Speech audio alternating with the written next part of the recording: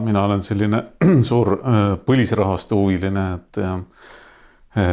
ja loen nende kohta ja suhtlen niivõrd kuivõrd on ju siin ja üks huvitav asi, mis korduvalt välja tuleb, on see, et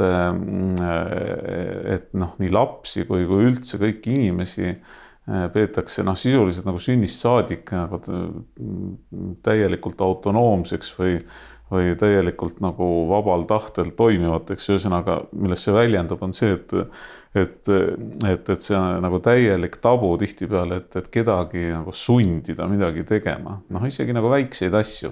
Et sa võid küll rääkida mingisuguseid mõistulugusid või niimoodi ümber nurga, niimoodi huumoriga ja nii edasi tagasi, aga mitte nii, et tee nüüd seda ära, tee nüüd seda ja isegi nagu küllaltki nagu ekstreemsel moel, et mingi laps, ma ei tea, viskab seal ema kiviga, ema saab haiget, ja siis ta ei hakka keelama, vaid ta ilmselt väljendab, et ta sai haiget ja nii edasi, et see käib nagu pidevalt läbi, et inimene, see on kuidagi püha, see inimese see vabadus ise otsuseid teha, aga see on niivõrd nagu erinev või niivõrd harjumatu on ju meie jaoks, keda ikkagi, ma ei tea, juba esimestest eluaastatest ikkagi üldjuhul hakati ütlema, et mida me tohime teha, mida ei tohi teha ja rääkimata juba lasteaedadest ja koolidest on ju. Tere! Täna me asume siis Pesas, see on otseses mõttes. Tallinnas on selline mõnus koht, mille nimi on Pesa, siin Pärnu maanteel Magdalena lähedal. Ja me istume siin koos Veiko Valkjaineniga. Ja Veiko on juhtimiskonsultant ja juhtimisalase saatesarja või siis podcasti või siis taskuhäälingu juht ja veab seda.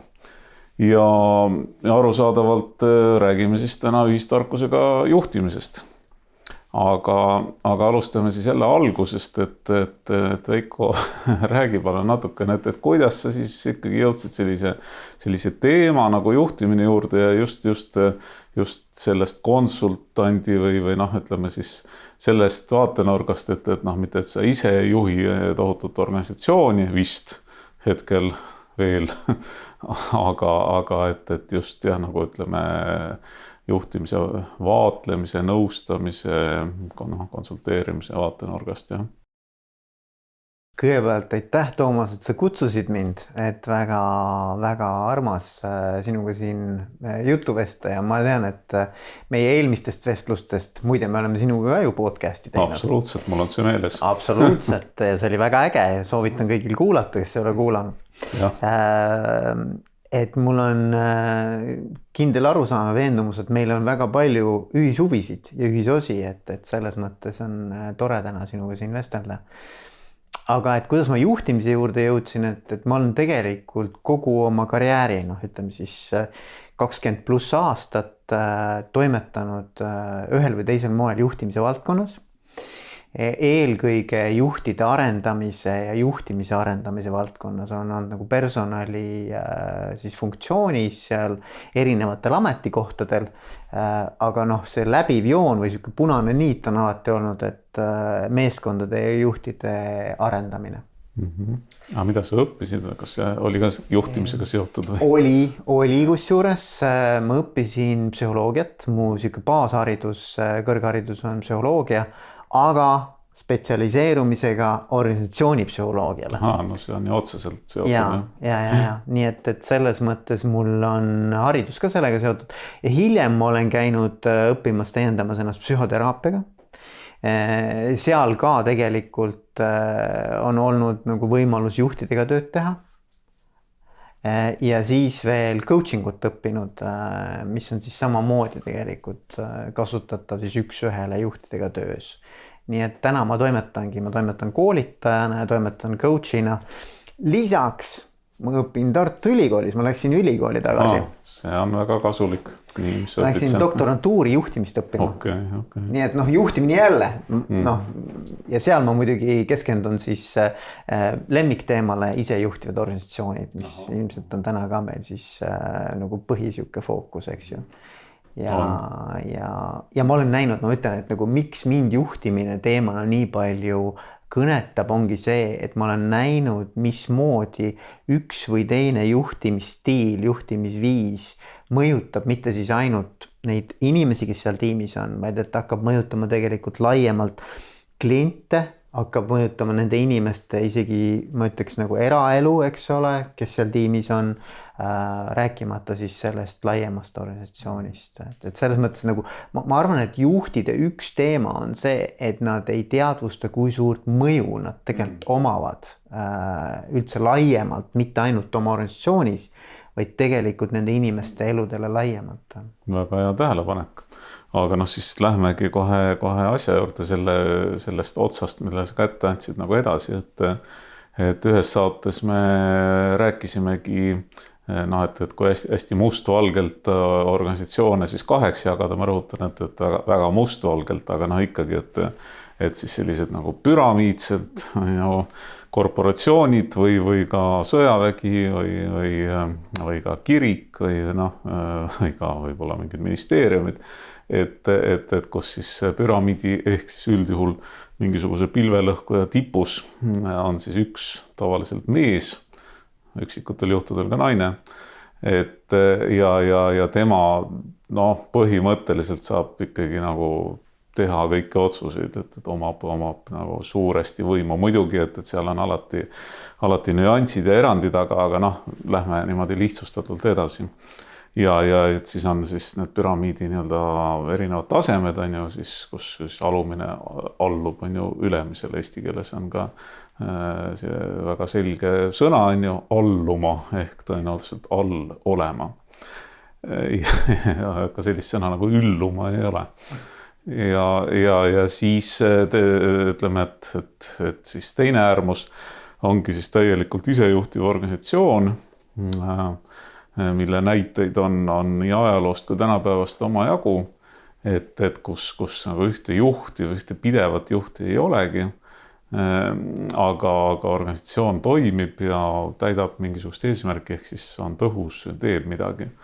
Et lihtsalt maalime korraks selle mustvalge pildi siia, aga nüüd, et kuna sa hakkasidki rääkima sellest, et juhil on väga suur mõju, mitte ainult organisatsioonis, vaid laiemalt, et äkki siis toodki mõne näite, et kus sul selline taipamine tekkis.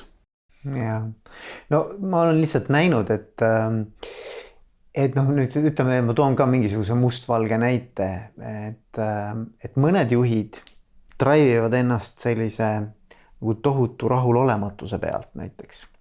Et kui sa mõtled, et mis siis on inimese selline liikuma panev jõud, eks ju, et siis ma arvan, et nemad on õppinud ära, ükskõik on see siis lapsepõlves, kus iganes sellise toimetulekumehhanismi, et kui ma tahan midagi saavutada, mingit mõju omada, siis mul tuleb see pigem nagu selle pealt, et ma pean leidma mingisuguseid nõrkusi, mingisuguseid paranduskohti, läbi kriitika ja rahulolematuse. Ka iseenda suhtes. Ka iseenda suhtes ja ka nende inimeste suhtes, kes siis meeskonnas on. Ja siis on teist tüüpi, ma jällegi, nagu sinagi, eks ju, teeme mingisuguse polaarsuse, eks ju, et siis on teist tüüpi juhid, kes pigem drive'ivad ennast siis sellise nagu positiivsuse pealt või leida neid kohti, mis on hästi, mis meil õnnestunud on, kus meil on edu, eks ju, ja kuidas seda paremini ära kasutada, kuidas neid tugevusi endas ära kasutada. Ja kui sa vaatad neid juhte ja nende stiile ja nende mõju nüüd organisatsioonile, siis need on tegelikult päris drastiliselt erinevad, kuigi mõlemad tahavad saavutada nagu eesmärke, et nad teevad seda heas usus. Aga see tulemus, mismoodi meeskonnale see mõjub, on hoopis nagu diametraalselt erinev, eks ju. Milline see siis on? Et kui mõelda nagu sellist kriitika pealt või sellist rahulolematuse pealt drive'ivat juhti, et siis mida inimesed siis õpivad ära? Inimesed õpivad ära, et kuidas ma saaksin oma tööd teha sellisel moel, et mulle mitte midagi ette heita ei oleks.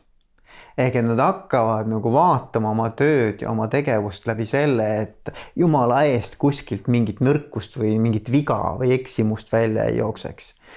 Aga mitte nii, et kus ma saan oma eesmärke maksimaalselt ära täita. Et see ei ole nagu, ehk et tegelikult inimesed muutuvad nagu kaitsesse, lähevad kaitsesse, eks ole, hakkavad vaatama, et kuidas ma saaksin oma nii-öelda seda areaali, milles ma siis toimetan, võimalikult hästi niimoodi ära majandada, et kellelgi mingit kriitikat teha ei oleks selle suhtes, mis ei ole parim tulemus. Pigem nagu märkamatu olla. Pigem nagu märkamatu olla. Ja teised, ütleme, kui me räägime sellest, et me pigem toome välja ja tunnustame siis tugevusi, positiivseid külgi, näeme nii-öelda nagu edu ja toome selle välja ja mõtleme koos, kuidas me seda kõige paremini saaksime veel nagu suurendada, siis ma arvan, et see tulemus on pigem see, et inimesed lähevad lahti, inimesed hakkavad loovalt mõtlema, inimesed hakkavad nagu pigem otsima võimalusi, kuidas seda tagasisidet veel saada, kuidas seda positiivsust suurendada, eks ju. Et noh, et ma arvan, neil on nagu erinev nagu mõju meeskonnale. Ja see on väga huvitav, sellepärast, et ma töötan ju paljuski õpetajana ja ma näen seda, kas nüüd igapäevaselt, aga et kuidas selline ootus nagu väliste hinnangute järgi on juba üpris maast madalast lastest, noortest kuidagi olemas, et kui mina proovin esile tuua või öelda, et uurida seda, et mis sind nagu päriselt huvitab või katsuda nagu kuidagi kätte saada seda, et kus on see koht, on ju, kus on see päris huvi olemas, on ju, et see kohati juba võib-olla 15, 14, 13 aastastega on juba päris selline keeruline, et ikka pigem see ootus on see, et aga mis ma pean tegema selleks, et saada indeks 5 näiteks, on ju, kuigi ma ei taha isegi hindeid panna, et see tuleb nagu nii lihtsalt, et seda peab kuidagi nagu mingis mõttes isegi nagu kangutama juba selles eas, et kus on see sinu drive, on ju, ütleme siis niimoodi, jah. Ja ma arvan, et läbi selle me tegelikult hästi palju mõjutame inimeste üleüldse laiemat tegelikult hoiakut, et kas neil on selline nii-öelda kasvu mentaliteet või on pigem selline mentaliteet, et hoiame lihtsalt nagu kodu korras, eks ju. Et ärme jumala eest nagu luba mingisugust nagu eksimust, viga või kuidagi moodi paneme mööda, et see on kõige suurem nagu üleüldse siuke. Jah, ma proovin aeg-ajalt nii-öelda endale mitte just vastu rääkida, aga nii-öelda oma selliseid võimalikke selliseid ühes suunas mõtteid natuke avardada, et mis on selle kodu korras hoidmise hea pool, et ilmselt ongi see, et kodu on siis korras, jah, mingisugune stabiilsus ja et osadel inimestel võib-olla loomu poolest, et see ongi tähtis, et nad ei ole ütleme nagu piiridel õhkujad, maailma avastajad, on ju, Marsile sõitjad, mis iganes, on ju, et ka sellega peab arvestama, jah. Aga räägime ikkagi võib-olla siis teisest poolest, mis on huvitavam, sellepärast, et me nagu teame laias laastus, ma arvan, meieealised või ma usun, et suur osa ühiskonnast ikkagi teab seda, et kuidas on toimida sellises hierarhilises on ju süsteemis, et kellelgi on võim, keegi saab minu elu üle otsuseid teha, võib-olla mina saan ka kellegi elu üle otsuseid teha, on ju, sundida kedagi midagi tegema, kas või pehmelt, on ju, et muidu sa saad, ma ei tea, 3 aga räägime ikkagi nüüd sellest poolest, et kus inimesed, ütleme, on nagu olemuslikult ikkagi vägagi vabad, aga toimivad ühes suunas, et ehk siis kui organisatsioonidest rääkida, siis mida me nimetame siis ise organiseeruvateks või ühistarkusel põhinevateks, et millal see nähtus üldse sinu teadvusesse jõudis, et kas juba siis, kui sa õppisid või nagu alustasid või millalgi hiljem? Ei, ma arvan, et see on minu jaoks ikkagi suhteliselt hiline. teadlikkus, et loomulikult noh, kui sa vaatad kas või lapsi, eks ju, et kui lapsed hakkavad näiteks mängima jalgpalli, et siis on ka, et okei, et mina olen kapten, kes tahab tulla minu tiimi, eks ju. Noh, mõnes mõttes ka selline nagu iseorganiseerumine teatud moel, eks ole. Et seda võib nii vaadata ka, aga noh, kui ma nagu teadlikult mõtlen, et millal ma hakkasin isejuhtivatest meeskondadest ja organisatsioonidest rääkima, siis see võib-olla on ikkagi alles mingisugused, ma ei tea, 4-5 aastat tagasi, mitte varem, eks ju. Ja kuidas sa siis nende peale sattusid? See on tegelikult huvitav, see on väga huvitav, kuidas ma üldse nagu selle teema peale sattusin, et nagu sa ütlesid, ma teen podcasti ja üks selline stampküsimus, mida ma ikka seal küsin juhtide käest, on see, et millal nad tunnevad, et nad on edukad. Et ütle mulle, too mulle mõni näide oma juhi karjäärist, juhi tööst, millal sa oled tundnud, sa oled nagu tõeliselt edukas juht, eks ju. Ja ei olda harv juhus küll erinevates nii-öelda soustides ja kontekstides, aga need juhid rääkisid sellest, et ma tunnen ennast edukana siis, kui minu tiimi sõltuvus minust väheneb. Ehk et nagu, et ma ei ole nagu, et tiimi tegevus ei sõltu nagu minu olemasolust või minu nagu sellisest sisendist, vaid et noh, ma saaksin nagu näiteks 3 kuuks üldse ära sõita, minna kuhugi puhkama ja ma tean, et tiim saab iseseisvalt väga edukalt hakkama. Et siis nad tunnevad, et nad on midagi nagu hästi teinud, eks ju, juhina. Ja võt sealt hakkas kerima see mõte, et oot, aga et miks meil üldse juhte vaja on? Või et nagu, et mis asi see juhtimine siis üldse on, eks ole, et noh, kuidagi me oleme harjunud, et nii nagu vanaema tegi, eks ju, kooki, et pani võib-olla ühe suure koogi, pani 2 selle plate peal sisse, noh, et võib-olla saab 1 plate peal teha, aga me ei ole kunagi seda teinud, seepärast vanaema tegi niimoodi, eks ju, võib-olla juhtimisega samamoodi, eks ju.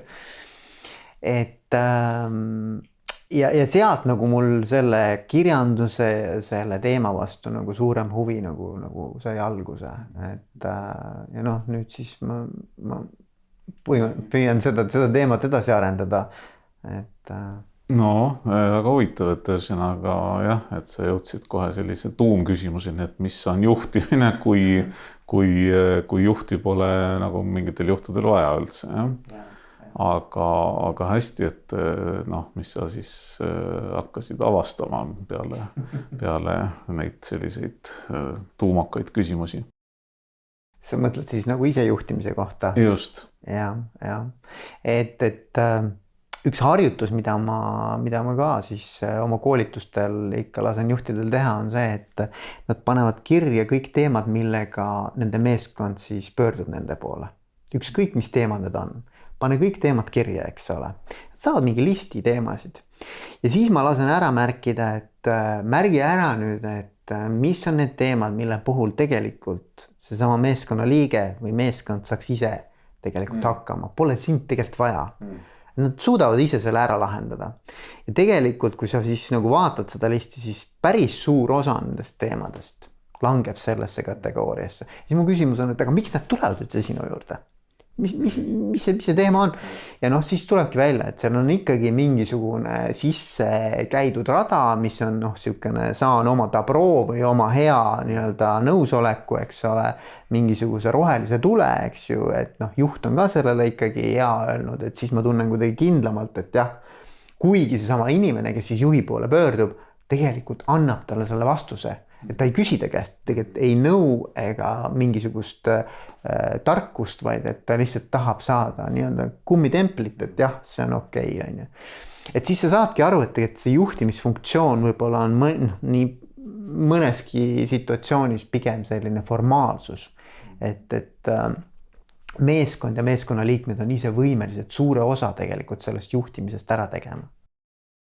Muidugi jah, et ega noh, kui ütleme töötajal inimesel on mingisugune mõte, ta tahab midagi teha, et see on iseenesest hea, et tal on initsiatiiv, et kindlasti on hea see, et kui ta noh, sellest kellegile räägib, on ju, et noh, et nii-öelda saaks peegeldust või kellegiga arutada, et ma arvan, et see on väga okei, on ju, ja mõnedes nendes noh, nii-öelda kuulsates siis isejuhtivates organisatsioonides no, ongi selline reegel, et jah, et sa võid teha kõiki otsuseid sisuliselt, noh, võib-olla mingite väga väheste eranditega, on ju.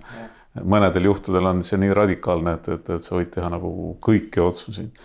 Aga on siis mõned tingimused ehk, et ja üks tingimus tavaliselt ongi see, et sa oled seda võimalikku otsust, noh, sõltuvalt loomulikult selle kaalukusest ja noh, et kui see on küsimus, et noh, nii-öelda, et ma tahan osta endale, ma ei tea, uue tassi, et see vana läks katki või no mida iganes, noh, et siis jah, noh, ilmselt ei ole mõtet, on ju, mingit tohutut arutelu algatada. Aga et kui on ikkagi vähegi kaalukam otsus, et siis sa pead konsulteerima, noh, näiteks on ju 2 inimesega, et ühega, keda see otsus otseselt puudutab või selle otsuse tagajärjed on ja siis veel kellegi teisega võib-olla oma tiimist või noh, et ühesõnaga, et noh, umbes nagu selline 6 silma printsiip, et et sa ei pea nagu lähtuma siis nende tagasisidest, tähendab, et nad ei saa vetostada seda otsust, on ju. Et sa võid endiselt teha selle otsuse, mida sa tahtsid teha. Lihtsalt sa pead olema konsulteerinud ja noh, et kui pärast noh, mingisugune nii-öelda küsimus tekib, et siis on see nii-öelda tagasi keritav, et jah, rääkisin sellega.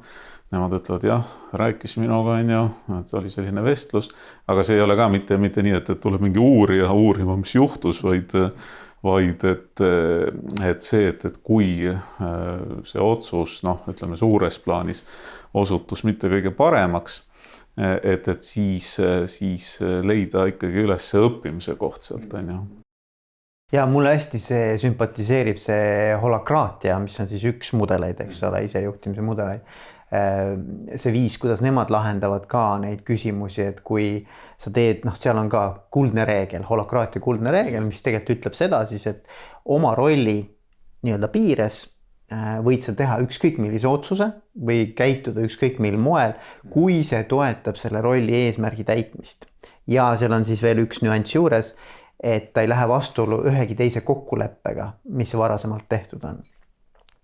Aga paratamatult, kui igaüks toimetab nüüd oma rolli parimas nii-öelda usus, eks ju, teeb neid otsuseid, käitub teatud viisil, toimetab, ikkagi noh, need rollid hakkavad omavahel kuidagimoodi risti-rästi, tekivad mingisugused ristumised, eks ju, mingid hõõrumised, mingid pinged, mingisugused noh, arusaamatused, eks ju. Siis kuidas sa lahendad neid, et enam seda juhti nagu ei ole, kes seda muidu võiks nagu koordineerida ja lahendada. Ja siis ongi seal, ütleme, need koosolekute formaadid, mis on välja töötatud, on siis, eks ju, taktikaline koosolek ja on governance, mis on siis, noh, me nimetame eesti keeles juhtimiskoosolek. Siis nende päevakavad ongi need samad pinged, mis siis oma rolli täitmisel tekivad. Ja see koosolek algab sellega, et igaüks ütleb, et mis on see, mis teda täna takistab kõige paremini oma rolli eesmärki täitmast või mis oleks see, mis kõige rohkem aitaks teda oma rolli eesmärki täitmast. Ja siis see on see, mille üle hakatakse arutlema ja loomulikult see on samamoodi. Kõik meeskonnaliikmed saavad siis anda oma sisendit, sa võid ka küsida konkreetselt, mis sul vaja on. On sul vaja kellelgi mingit teenet, on sul vaja näiteks mingit abi või sa soovid lihtsalt informeerida kedagi või lihtsalt küsida ideid ja mõtteid, et see kõik on okei. Aga mulle meeldib see mõte, et pingete pealt. Et räägime nendest pingetest, mis rolli täitmisel tekivad ja siis lahendame neid üheskoos. Et seal on see ühistarkus osa, et noh, tegelikult usutakse, et meeskond nagu tervikuna, noh, nii nagu see 6 silma reegel, eks ole, et kui sa jagad seda mõtet, siis tegelikult need ideed, mis tekivad üheskoos, on alati väärtuslikumad kui võib-olla see ühe inimese nägemus on ju. Ja noh, huvitav on see, et just et see pingetega tegelemine, see on nagu selline noh, nii-öelda shortcut või kiirtee noh, teemade juurde, mis nagu päriselt inimesi mõjutavad, puudutavad ja et see on nagu mingis mõttes isegi selline vundamendiga tegelemine, et noh, et kui on võimalik, need pinged tihtipeale ongi nii, et need ei lase nii-öelda elada ega töötada või langetavad seda töö efektiivsust on ju tohutult, ehk et sa võid rääkida nagu mingil pealispindsel tasemel igasugu asjadest tunde ja see ei vii mitte kuhugi, on ju, aga et kui proovida nagu põhja minna, et siis kui seal midagi korda saab, et siis see võib nagu avalduda on ju väga-väga võimsalt selles töös, töö tulemustes. Ma arvan, et see nagu eeldus on seal selline psühholoogiline turvalisus ka või siuke usaldus, ütleme, siuke baasusaldus, et kui ma midagi ütlen, et see on minu jaoks pinge, eks ju, Toomas, et näed, et mul on võt see teema sinuga, eks ole, et ma oma rolli saaksin paremini täita, siis keegi ei võta seda ka nagu kuidagi isiklikult või et meil ei teki nagu siukest natuke ikka. No ütleme nii, et ideaalis võiks ta olla, vaata, seal räägitakse alati nagu rolli tasandil, et ma täidan rolli ja sellest rollist tulenevalt on mul sulle mingisugune teema, eks ju. Ja sina räägid ka oma rolli, sa ei räägi kui Toomas, nii-öelda nagu näotu. Mitte nagu pahas mõttes, aga sa räägid ka oma rolli perspektiivist alati. Ja siis sa võtadki, et okei, et ma saan aru, et see konkreetne asi on nüüd meie rollide vaheline teema, mis on vaja ära lahendada. Aga vaata, see nagu omakorda eeldab sellist küllaltki suurt sellist psühholoogilist, ma ei tea, siis küpsust või teatud taset vähemalt, et inimene suudab näha siis oma erinevaid rolle, neid nagu mõnevõrra lahus hoida, ma ei tea, siis oma mingisugusest nii-öelda baasisiksusest, et tavaliselt kipuvad need kõik sassi minema, et kui, ja see on nagu teistpidi see on väga inimlik ja loomulik, näiteks kui sa ütled, et Toomas, et kuule, et see suur pinge on sellest, et ma ei tea, et sa jah, pigem või jätad mingisuguse teepuru kusagile vedelema, on ju, ja siis või okei, veel hullem jah, et ma jätan asjad õigeks ajaks tegemata ja võib-olla see ongi nagu tõde, on ju, siis ma tunnen, et minu sellist nagu baasolemust nagu ohustatakse, et ma olen paha inimene. Mulle öeldakse, et ma olen tegelikult paha inimene või et ma inimesena olen tegelikult saan kuidagi saamatu. Aga ma tegelikult ei räägi üldse sellest, ma räägin, et selles rollis, seda konkreetset asja tehes või sellisel moel käitudes, vaat see mulle ei sobi. Muidu sa oled väga tore inimene ja ma inimesena austan sind. Aga vaat see käitumine ei sobi mulle, on ju. Jah, vot, et see eeldab jah ikkagi sellist parajat küpsust, et ehk siis selle iseorganiseerimise ühistarkuse üheks eelduseks on, et tahame või ei taha, et inimesed on valmis teatud kujul nagu iseendaga tegelema, on ju. Ma arvan, et seal on tegelikult üha rohkem ja rohkem, ma saan aru, et seal on taga ikkagi väga kõrge selline nagu eneseteadlikkus ja see on ka väga suur enesejuhtimise oskus. Et ma tegelikult ikkagi, kui ma tahan autonoomse iseseisva inimesena, mida eeldatakse, et sa oled võimeline ka vastutust võtma, et sa oled võimeline nagu ise initsiatiivi võtma, proaktiivselt toimetama. See kõik eeldab tegelikult seda, et ma tegelikult olen ikkagi nii-öelda täiskasvanud inimene ja saan ise oma eluga hakkama ja keegi ei tule nii-öelda mängima lasteaia kasvatajat minuga, mis paratamatult hierarhilises organisatsioonis kipub ikkagi aeg-ajalt minema selliseks lasteaia kasvatamiseks, eks ole. Ja tegelikult kõige kõrgemate tasemetini välja, et võtame siin, ma ei tea, mingisugused varjuküljed maailmast, et siin mingisugune looduse hävitamine või inimeste ärakasutamine ja nii edasi, et siis jõutakse mingi CEO-ni ja küsitakse, et miks teie firma nagu osaleb sellistes tegevustes, on ju. Siis ta mõtleb, aga ei, et ma ei saa teisiti, et minult nõutakse, on ju, et need shareholderid mingi nõukogu nõuab, on ju, ja et nagu vene keeles öeldakse, et jah, тут не при чем, et see on see sama lasteaed, sisuliselt, on ju, et kuigi väga kõrgel tasemel, et jah. ja noh, me ju tegelikult, nagu me siin ennem seda salvestamist ka rääkisime, et inimesed tegelikult läbi siis kogu oma eluea, eks ju, erinevate institutsioonide kaudu nii-öelda koolitatakse, treenitakse välja sedasama nii-öelda sellist teatud mõttes nagu õpitud abitust omandama, eks ju, et me oleme omandanud selle, et me oleme natuke just nagu abitud, eks. Et noh, mina olen selline suur põlisrahvaste huviline, et ja loen nende kohta ja noh, suhtlen niivõrd-kuivõrd on ju siin ja üks huvitav asi, mis korduvalt välja tuleb, on see, et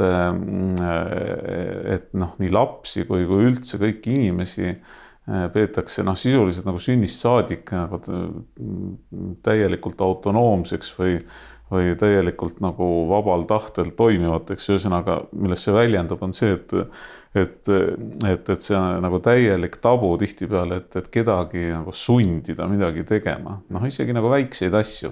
Et sa võid küll rääkida noh, mingisuguseid mõistulugusid või noh, niimoodi ümber nurga, noh, niimoodi huumoriga ja nii edasi tagasi, aga mitte nii, et tee nüüd seda ära, tee nüüd seda ja isegi noh, nagu küllaltki nagu ekstreemsel moel, et mingi laps, ma ei tea, viskab seal ema kiviga, ema saab haiget, ja siis ta noh, ei hakka keelama, vaid noh, ta jah, ilmselt väljendab, et ta sai haiget ja nii edasi, ja noh, et see käib nagu pidevalt läbi, et inimene, noh, see on kuidagi püha, see inimese see vabadus ise otsuseid teha, aga see on niivõrd noh, nagu erinev või niivõrd harjumatu on ju meie jaoks, keda ikkagi noh, ma ei tea, juba esimestest eluaastatest ikkagi üldjuhul hakati ütlema, et mida me tohime teha, mida ei tohi teha ja noh, rääkimata juba lasteaedadest ja koolidest on ju, et lihtsalt tahtsin selle mõtte nagu siia tuua praegu. See on väga hea, sest see minul jälle tõstis üles selle teoreetilise baasi, mida mina siis kasutan oma uurimustöös Tartu Ülikoolis, et see on enesemääratlusteooria. Ütleme, inglise keeles on ta siis self-determination theory. Ja seal on, ütleme, ta on muidugi, see teooria koosneb väikestest miniteooriatest ja see on nagu väga kompleksne, aga siuke baas, nagu kõige baasilisem selline alus seal on see, et ta ütleb, et inimesed on sündinud siia maailma 3 sellise baasvajadusega. Natuke nagu Maslow hierarhia moodi asi, eks ju. Ja need on siis, esimene vajadus on iseseisvuse järel või autonoomia järele, autonomi, eks ju. Teine on kompetentsus, noh, tegelikult nad räägivad nagu meisterlikkusest, et me tahame tunda, et mingisuguses valdkonnas me oleme väga head. Et me võime olla noh, potentsiaalselt maailma parimad milleski, me tahame tunda nagu, et mingisuguse oskuse osas meil on noh, nagu kompetents väga kõrge. Ja siis 3. on seotus. Mis on natukene selline nii-öelda nagu ühelt poolt sotsiaalne, eks ju, et me oleme ikkagi karjaloom, eks ju, või noh, selline nagu seotud teiste inimestega, aga siis seal taga on ka see, et ma tahan olla seotud mingisuguse laiema võib-olla missiooni või mingisuguse noh, sellise nagu jalajäljega või millegiga, mis on minu jaoks väga oluline, mis on nagu kõnetab mind ja mille osas ma näiteks tahan maailma muuta või et noh, kuidagi olla nagu osaline selles maailmas siin, et mulle nagu hästi kõnetab see, et need 3 teemat ja kui ma mõtlen isejuhtimise peale, siis ma just tahan nagu oma töös ka näidata, et sellised keskkonnad, organisatsioonilised keskkonnad, kooslused, kus siis isejuhtimist praktiseeritakse või ühistarkust, et siis nad tegelikult toetavad inimeste nende vajaduste täitmist või see keskkond loob soodsad tingimused, kus inimesed saavad paremini neid vajadusi täita. Ehk et loogika oleks siis seal taga see, et siis inimesed ka funktsioneerivad optimaalsemalt, et noh, et neil on nagu nii psühholoogiline heaolu parem kui ka siis toimetulek ja siuke tulemuslikkus kõrgem, et Nii et kordame üle, et siis autonoomsus, kompetentsus ja seotus siis nii inimlikul tasandil kui siis nagu suurema eesmärgi sees olemine, selle oluliseks pidamine, jah. Ma arvan, et kes on seda populariseerinud, seda self-determination theory't, on see Daniel Pinki raamat, see Drive. ma ei tea, kuidas see eesti keeles, see on kindlasti tõlgitud raamat ka, ma ei tea, kuidas see eesti keeles No, drive on. Aga tema räägib ka, ta räägib tegelikult autonoomiast, eks ju, siis ta räägib meisterlikkusest, mastery inglise keeles ja siis ta räägib purpose'ist. Ta on selle seotuse nagu minu arvates keeranud kohe nagu siukse eesmärgistatuse võtmesse, aga noh, tegelikult ta algselt on relatedness seotus. No see ju kattub samas ka selle kuulsa nüüd juba piibli staatuses oleva Frederic Laloux organisatsioonide taasleiutamisega ehk siis Reinventing Organizations, et kus on siis nagu 3 läbimurret, mida ta siis kirjeldab, et esimene ongi siis evolutsiooniline või suurem eesmärk, nagu evolutionary purpose, et seda, mida kõik seda tüüpi organisatsioonide siis liikmed või töötajad mingil kujul jagavad, et see ei ole nagu kirja pandud, tähendab see võib-olla loomulikult kindlasti ongi kirja pandud, aga see, et inimene mitte ei loe seda maha, vaid ta oma sõnadega, et ta päriselt nagu mingilgi määral nagu usub sellesse, sõnastab seda, tunnetab seda, ja siis teiseks self-management või ongi siis ise juhtimine. Et selle nagu alus on sisuliselt ikkagi see autonoomia ja tegelikult ka see meisterlikkus võib-olla haagib sellega ja siis kolmandaks see wholeness või see, et sa ikkagi saad seal tööl olla ka nagu inimene, nagu sa oled, et mitte, et see oleks lasteaed või teraapia, aga et sa ei pea ka midagi nagu otseselt varjama. Niisugune nagu ehedus või autentsus või et sa saad olla päris see, kes sa tegelikult oled, et sa ei pea mingit nagu kogu aeg kedagi teist mängima. Ja see nagu ei pane maski ette või nii-öelda mingisugust ülikonda alati selga, et tööle minna.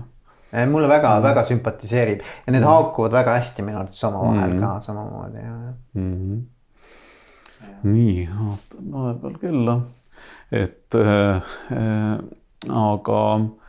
aga räägi siis ka sellest pisut, et ma olen aru saanud, et sa nüüd natuke nii-öelda oled siis käsiga nii-öelda õlisemaks tegemas ehk siis kusagile kapoti alla pugenud ehk et ühesõnaga, et vähemalt ühes või ma ei tea, võib-olla mitmes ettevõttes siis nagu konkreetsemalt juba tegutsed ja konsulteerid, et räägi sellest ka pisut. No nii palju, kui ma saan rääkida. Muidugi, et ma selle aasta algusest, siis nüüd 8-9 kuud olen olnud ühes tootmisettevõttes, Eesti ettevõttes. Ma ütleks niimoodi nagu koolitaja konsultandi rollis ja uurija rollis, et ma tegelikult, see on üks osa minu siis doktoritööst ka, et ma teen seal nii-öelda sellist praktilist etnograafilist uuringut, et ma olen ise seal koha peal ja ma olen tõesti seal olnud, nüüd suvel ei ole olnud väga palju, aga ennem seda ma olin iga nädal, päev 2 koha peal, kus ma siis aitasin ühelt poolt neil juurutada holakraatiat. Konkreetselt holakraatiat. Ja teiselt poolt siis panin teise mütsi pähe, olin siis uurija ehk siis osalusvaatlus, intervjuud, eks ole. Siis ma tegin sellist autoetnograafiat ehk et iga kord, kui ma sealt ära sõitsin, siis ma panin diktofoni mängima, rääkisin kõik oma mõtted, oma nii-öelda üllatused, emotsioonid, kõik, mis minuga toimus sel päeval. Rääkisin linti, nii et mul on seda materjali väga palju. No tundub, et sul on lootust nagu doktoritööni jõuda, et ma räägin seda selles mõttes teadjana, et ma olen nii-öelda välja visatud doktorant. Eksmatrikuleeritud. Eksmatrikuleeritud, jah. Arusaadav.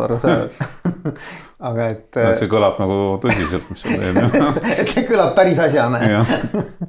Et ühesõnaga, et siukest nagu praktilist siis nii-öelda õliste kätega tööd ma olen natukene nüüd maitsta saanud ja tegelikult see on hästi põnev, väga põnev, et seal ettevõttes me ka ei läinud nagu nii-öelda Big Bangiga peale või et selles mõttes, et seal on 200 inimest, eks ju, umbes 200 inimest, et me ei hakanud seda kõikidele kohe peale suruma, et nüüd lähme terve organisatsiooniga üle, vaid et see algas sellest, et ma tegin kõigepealt väikese ülevaate juhtkonnale, eks ole, tegin mingi seminari, et mis asi see holakraatia on ja et kuidas ta toimib ja mida see tähendab.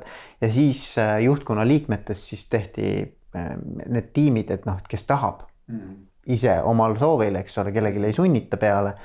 Aga et noh, et kes tundis, et see võiks olla asi, mis neid aitab või nad on valmis nii-öelda uudishimulikkusest nagu proovima seda, et siis nendes tiimides me läksime liikvele, neid oli seal 5-6 tiimi.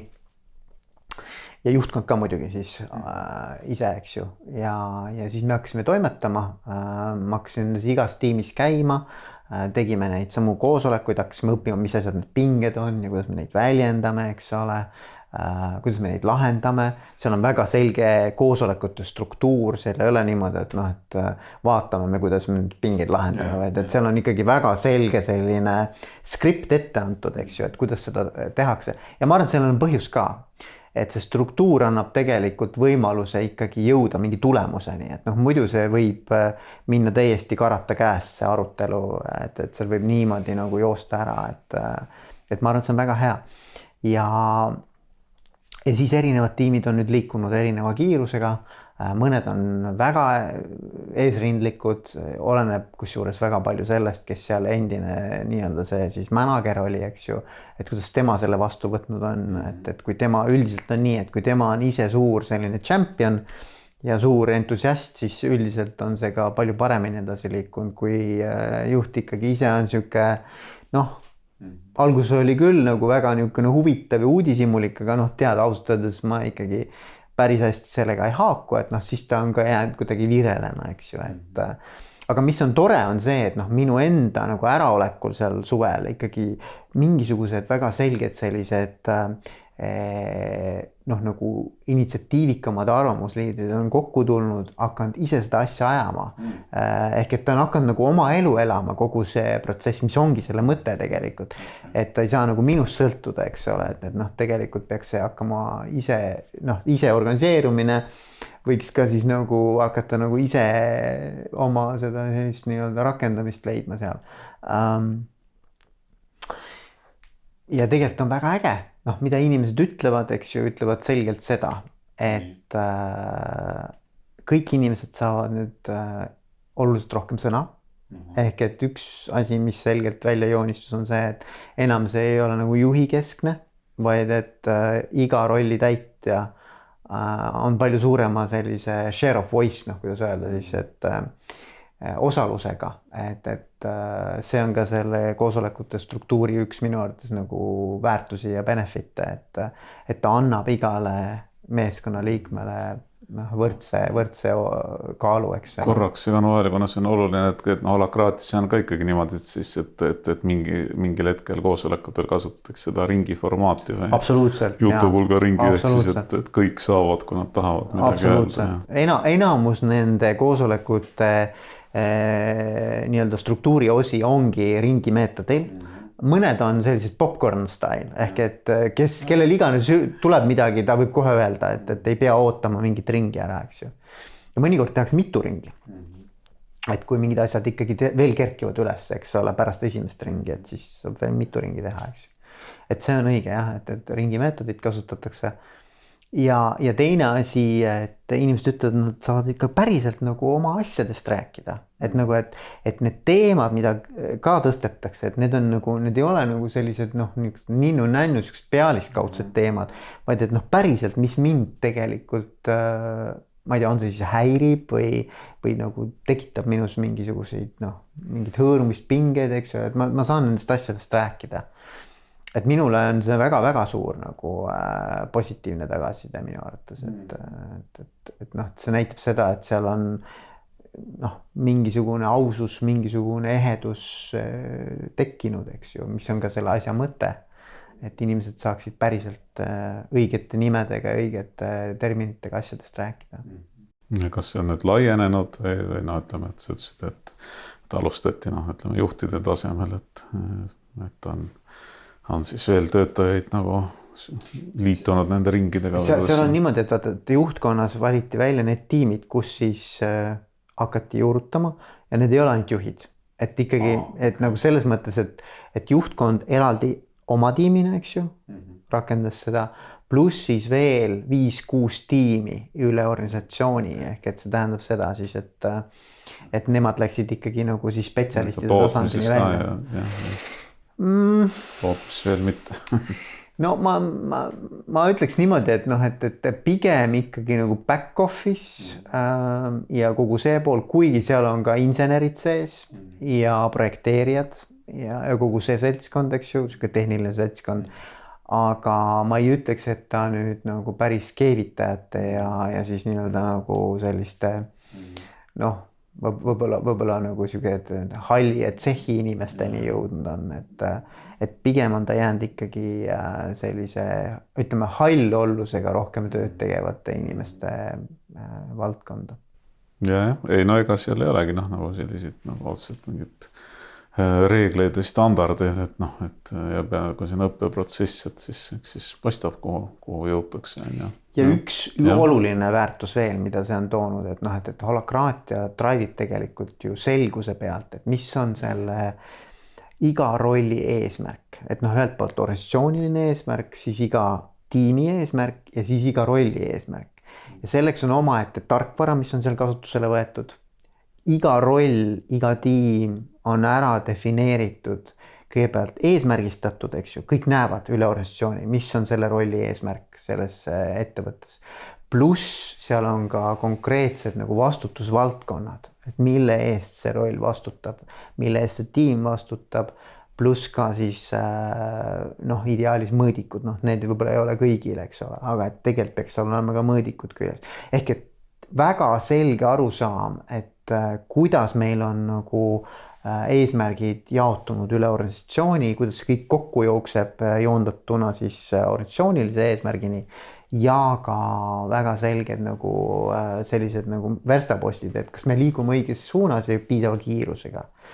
Et see on selleks oluline, et kui sa annad inimestele vabaduse toimetada, siis tegelikult pead neil tegema selgeks, et mis on see, mille vastu nad iga oma tegevust siis noh nagu, et sa küsid, et kas see aitab mul oma eesmärki täita, kas see aitab tiimi eesmärki, kas see aitab organisatsiooni eesmärki täita. Ja kui vastused on jah, siis suure tõenäosusega liigud õiges suunas, eks ole. Muidu on niimoodi, et noh, teeb selle töö ära juht, eks ju. Et tema koordineerib, et noh, mis tegevusi keegi tegema peaks, et me kõik ühes suunas liiguksime. Et aga nüüd on vaja igal ühel ise aru saada, et ma tulen hommikul tööle, ma küsin, et kas see asi, mida ma nüüd tegema hakkan, et kas see toetab minu rolli, toetab minu tiimi, toetab minu organisatsiooni, eks ju. Kui on jah, siis ilmselt on õige asi. Nii et selline selguse loomine just nagu eesmärgistatuse ja vastutusvaldkondade osas, et see on nagu ma arvan märkimisväärselt kasvanud ka.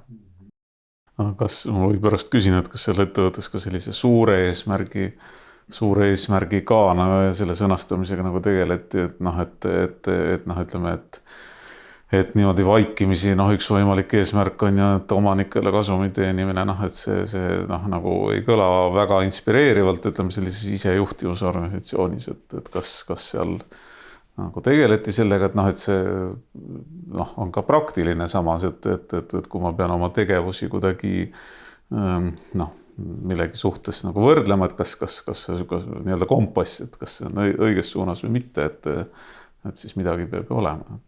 Ja seal olid nagu nii tiimide tasandil eesmärgistamise sellised, ütleme noh, workshop või seminar, eks ju, ja siis oli ka terve selle juhtkonna tasandil eraldi päev, eks ole, et kus siis vaadati kõikide eesmärke, seal hulgas arutati ka organisatsiooni eesmärke, nii et selles mõttes sellega eesmärgistamisega on väga palju nagu tööd tehtud. Ja ma arvan, see on ainult nagu hea.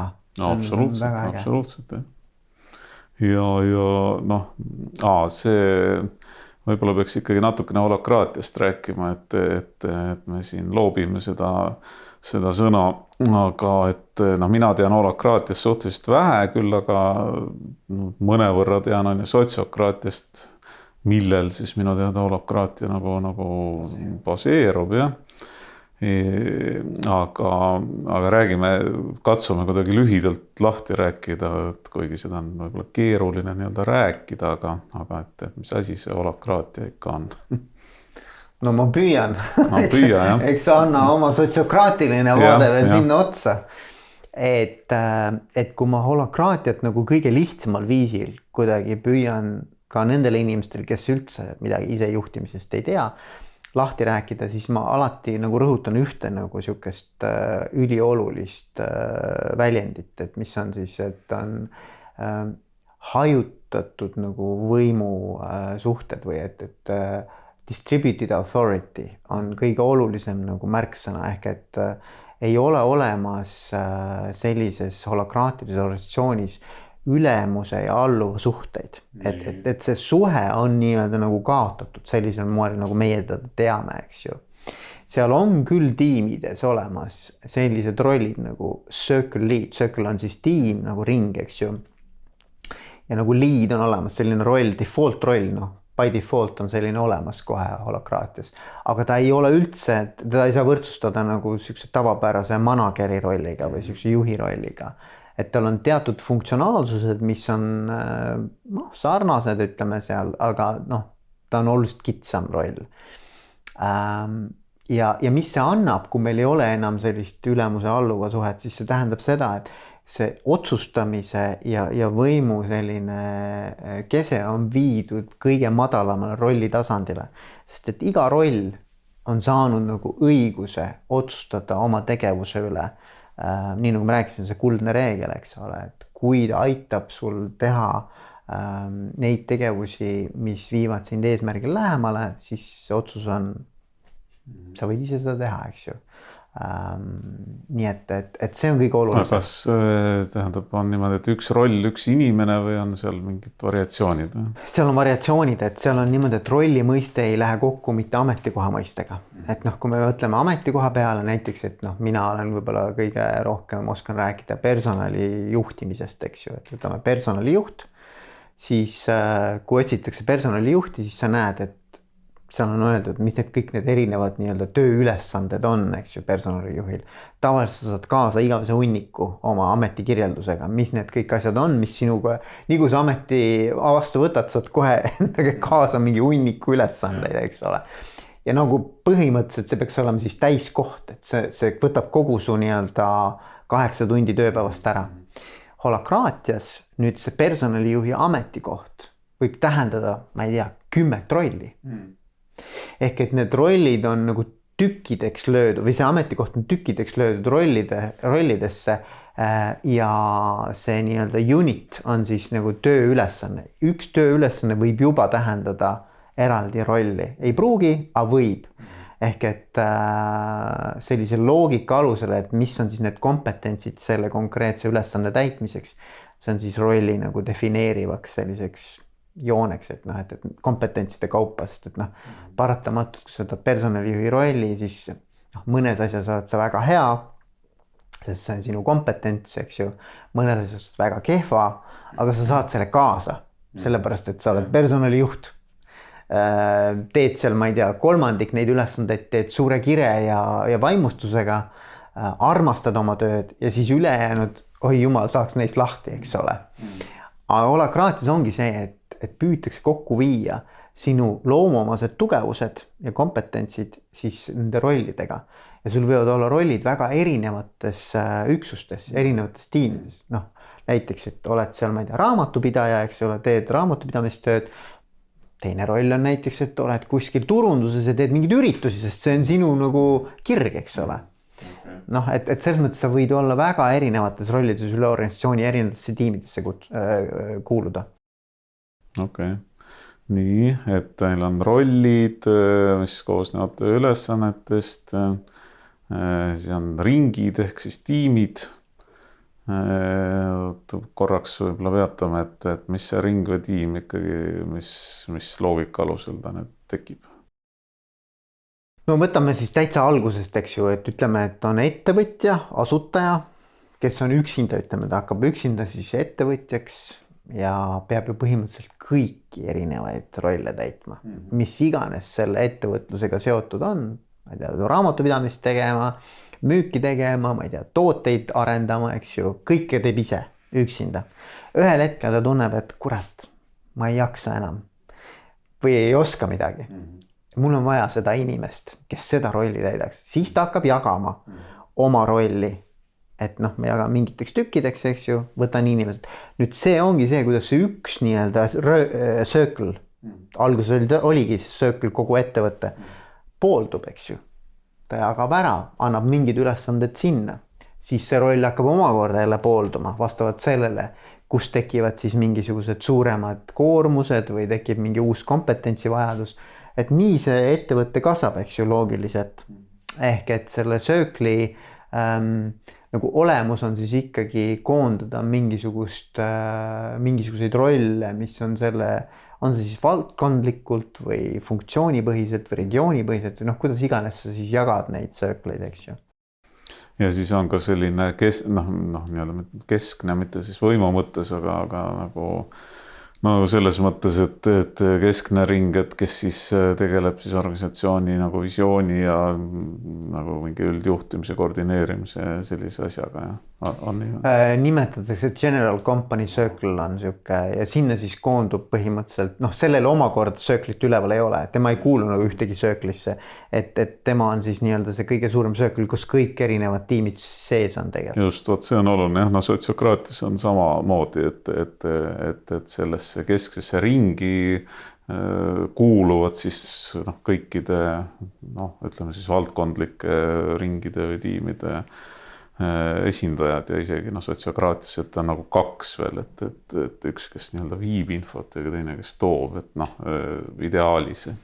Holokraatias on sama muide, aga see on asi nüüd näiteks, mida me selles tootmisettevõttes ei teinud, teadlikult loobumise sellest, sest see tundus alguses, et nagu tohutu energiakulu, et kaks inimest peavad igas koosolekus osalema, et sellest nagu loobuti, aga muidu by default, kui sa loed holokraatia konstitutsiooni, mis on siis see reeglistik, eks ole, kuidas see holokraatia peaks toimima, siis seal on see sees. By default tegelikult on siis Circle Rep ja Circle Lead. Mõlemad siis osalevad selles ülemises Circle'i töös.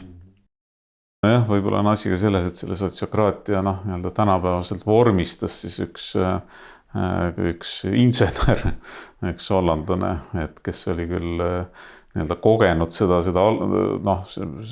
algses vormis või see ei olnud üldse sotsiokraatia nime all, aga siis põhimõtteliselt ühes kveekerite, see on siis üks usulahk või ütleme üks selline konfessioon nende koolis või nende juhitud koolis siis, et Hollandis, et aga jah, et ühesõnaga, et kuna see on inseneri poolt niimoodi vormistatud, et siis ma olen ka vaadanud, et seal on võib-olla nagu sellise loomuliku toimimise jaoks natuke palju selliseid nii-öelda kange sätteid on ju. Ja see, ütleme niimoodi, et näiteks, et kui ma lasin selle tootmisettevõtte juhil lugeda holokraatia konstitutsiooni alguses, siis ma juurde ütlesin kohe, et see on nii raske tekst, et see on ilmselgelt kirja pandud mingisuguse hardcore inseneri poolt. Või isegi see on nagu natukene selline legaalne tekst või selline juristi sõnastuses olev tekst, et loeksid nagu seadussätteid, eks ju. Et lihtsalt, et ta võtaks seda nagu kerge sellise, et ta on liiga tõsiselt seda alguses kohe ei võta, muidu ta jookseb kinni ja see hirmutab ära ausalt öelda see tekst alguses. Jaa, et jah, ja ma tahtsin seda veel öelda, et see koosolekute struktuur, et see on jah midagi sellist, et ma olen nagu ise tabanud seda, et midagi, mida jällegi ütleme, minu ajal vähemalt keegi ei õpetanud, vaid et see oli kuidagi täpselt juba lasteaiast enam või nagu enesestmõistetav, et keegi on juht ja siis tema loob nagu selle koos olemise või koosoleku, et ta võib erinevalt luua seda, et miks mitte, et ta võib anda kõigile sõna, aga võib olla nii, et kes kõvemini räägib, et siis räägib ja juht räägib kõige kõvemini ja nii edasi. Et miks ma seda räägin? Et see sama jutupulga ring, et see jällegi on ju, on oma juurtega siis meiega võib-olla kõigi minevikus, ehk siis selliste loodus- ja põlisrahvaste praktikates, et kus ongi siis nagu elementaarne, et kõigi hääled peaksid olema kuuldud. et selles mõttes, et ikkagi sellised huvitavad paralleelid tulevad jah, et selline hästi modernne isejuhtimine, aga siis teistpidi, et võib-olla ja see on siin nendes saadetes varem ka välja tulnud, et võib-olla need olemise viisid, kui neid võib nii nimetada, suhtlemise, koos tegutsemise viisid, et mida praegu me siis suure huviga, täiesti siiralt nagu tunneme ja uurime isejuhtimise nime all, et need on võib-olla meil kusagil nii-öelda rakkumälus või geenides või kultuurilises mälus kindlasti nagu olemas, et nii-öelda spiraaliga tagasi kuidagi juurte, et see on väga huvitav. Ja pealegi üks suurimaid metafoore, mida Brian Robertson kasutab, kes on siis selle holakraatia asutaja, on ju organism. Ahah, sellest oleks järgmine saade teha. et tegelikult ta toob oma raamatus, mida on siis, mis 2015. aastal ilmus, ongi nime all Holacracy, seal on alampealkiri ka, mida ma ei mäleta täpselt, aga ta räägib väga palju viidates siis organismi toimimisele, et kuidas holakraatia toimib täpselt sarnase printsiibi alusel nagu siis organism ja erinevad organid ja nii edasi, et rakud ja kuidas see kõik toimib, et see on hästi suur selline organismiline vaade juures. No võib-olla siis see ongi hea koht, et kus siis kokku tõmmata seekord või nii-öelda koma vahele panna, et püstitada siis selline loosung võib-olla järgmisteks kordadeks või üldse mõtlemiseks, et organisatsioon kui elav organism. Aitäh kuulamast ja vaatamast. Aitäh, Toomas. Aitäh, Veiko.